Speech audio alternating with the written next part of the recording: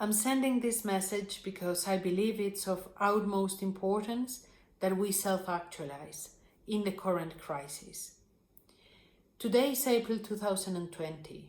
Today, the virus is out there. It's in the air I am breathing here in Mexico City. It's in the air you're breathing no matter where you are in the world. So, what do we do now? Now we know lockdown measures, quarantines, and all those types of alleged solutions were not really effective for what we were facing. We could have talked about that way back before they were put into place, but the past does not exist. We live in the present, and this is what we have now. In the same way, trying to understand why were they put in place, or motivated by what interests, well, I believe it won't be either effective in solving what we're facing. And what we are facing right now is I am going to get ill, and maybe I will die. And guess what? Those two premises, those two possibilities were right there in front of you before this crisis. Because you have a human body, you were going to get ill at some point in your life, more than once, and you were going to die. The only certainty we humans have and we share in common is we're mortals. Our days are counted. And we are going to die, and I am going to die. When? I believe because of my internal belief system and values that I will not die 1 minute before or after I am meant to. And from that perspective, I am at peace. Because my death might be brought to me by a virus, by a global catastrophe, by age, by violence, by war, I don't know. But it will not arrive early, neither late. And these are the type of values and beliefs that we need to look deeply into, because a human being that understands itself to be permanent and that seeks that permanent state in everything he or she does, in economy, in politics, in health, in society, well then it faces what we're facing now. Guess what? That is not sustainable. And not because capitalism is not only a very bad idea, but because it is anti-natural.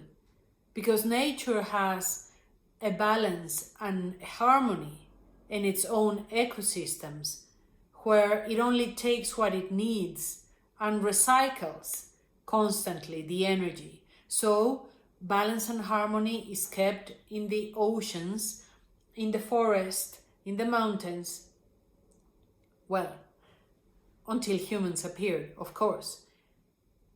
Because for some very strange reason, we are such an arrogant race that we believe we know it all and that we're above nature. And this is the result of our arrogance. A society based on permanence, which is anti-natural, and of course, it collapses. So, the message I want to get through today, or at least the questions I would wish that you start asking yourself is, why am I so afraid of nature? Why am I so afraid of the only one thing it's certain as far as I have a human body? Illness and death. Suffering is optional, and that's creating by the mind. How do we create suffering through illness and death? By wanting them not to occur. So when you have a health system that is based on keeping people alive and out of illness by drugs or different scientific techniques, well, you have a health system that it's going sooner or later to collapse. No matter whether there are quarantines or not, if you flatten the curve or not, our health systems, our health beliefs are based on avoiding illness and death. That is why it's not sustainable. And it will not be sustainable because it's not natural. Our medical students need to learn about nature and need to learn that no matter what, a human body is going to get ill, and that disease is a body out of ease in order to regain balance again. It might bring death to the body. Yes, that's always been there and will continue being there. And no one can prevent that from happening, not even Bill Gates with the vaccine or the promise of the vaccine.